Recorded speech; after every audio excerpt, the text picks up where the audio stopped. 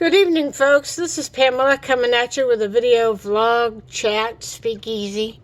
I hope you all have had safe holidays and safe travels and good get-togethers with your family in spite of what's going on that dead hell on the hill.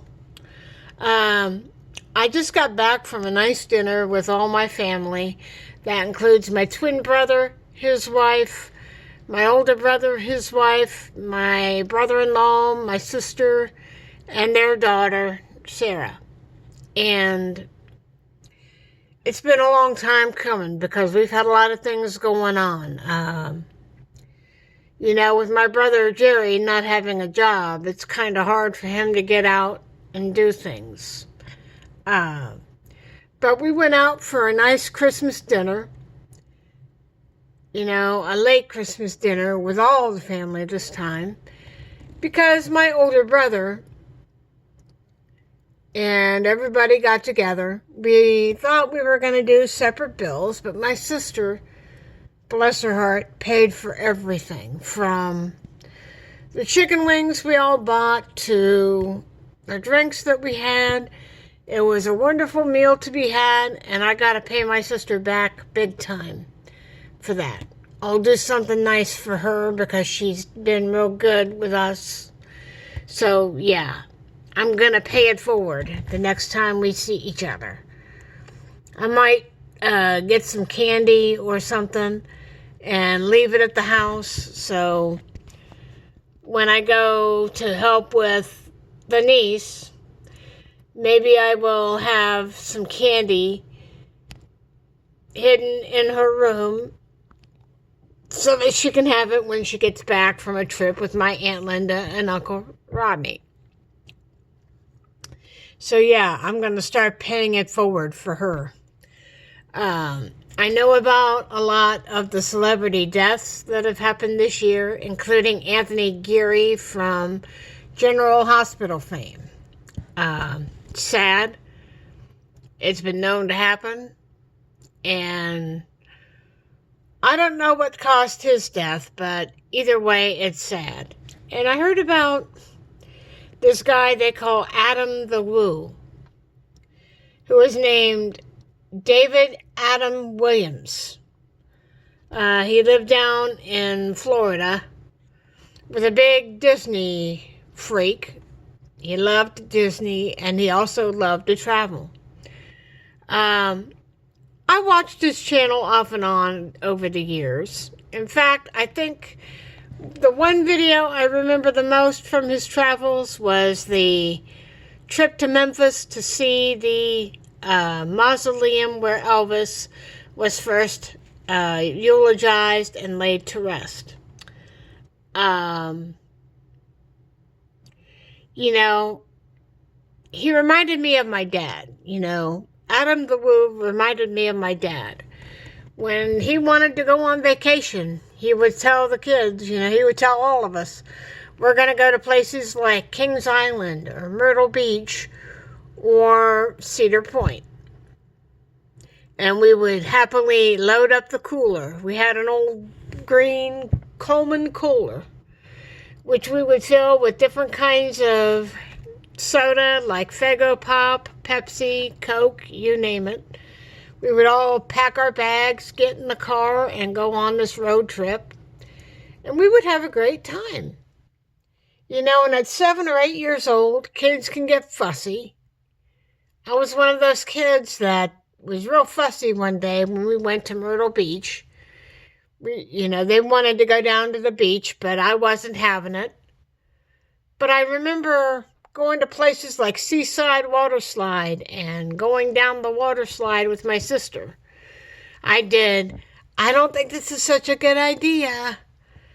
Made famous by Chucky Finster in the 90s. And I told my sister, please don't let me go under the water because I can't swim. And she's like, don't worry, I'll make sure you don't go underwater. And we went down on that Seaside Water Slide with my legs sticking up in the air and my sister back behind me, and we had a great time. And now that I'm 55, almost 55 in May of next year, I want those days back. But, we can't rewind time. We can't think about the coulda, woulda, shouldas. But if it's one thing that these recent deaths have told me, is that we need to start savoring every day that we have. Forget about the political crap. Forget about any grievances you have. Try to make that connection with your family, because you never know when it could be their last day. Look at Adam the Woo. He got back from an international trip just so that he could be in Florida getting ready to celebrate Christmas with his family. He says, I'm back in Florida. I got a bit of the jet lags, but I'm back. And his last video was him going around his area, filming videos on a little golf cart with a guy dressed up as the Grinch and just having a good time. Then I hear the news that somebody who was going to make a video with him went to his house, and when Mr. Adam the Woo didn't answer the door, the friend got a ladder and climbed up and found his bedroom and saw Adam the Woo still laying there. He had long passed by then. My thoughts go out to his family and friends and those who followed him. But Adam the Woo and others like him that travel around the country and sometimes around the globe, they remind me of my dad, because he loved to travel and he loved time with us, the kids. My dad had either a car or a truck and even a van at one time. We would all pile in that vehicle. And my dad even put in a little table that you could take apart. You could take off the top and the little tube that holds the top of the table, and you could fold it down into a bed. So if we kids got tired, we could lay down on that makeshift bed and go to sleep. Adam the Woo was one of those guys that loved to travel. He didn't want to stay in one place, but I think in reality, sure, he'd like to travel, but it took a lot of time away from his family, because normally parents are supposed to go before their children, not the child dying before the parent. I heard about the depressing message that his father left for his followers on a group page, and it broke my heart, because I know what it's like to have somebody walk out of your life and you never see him again. When I lost my mom in 2013, it'll be 3 weeks, and it will be 3 weeks. In about 3 weeks, it'll be my mom's death anniversary.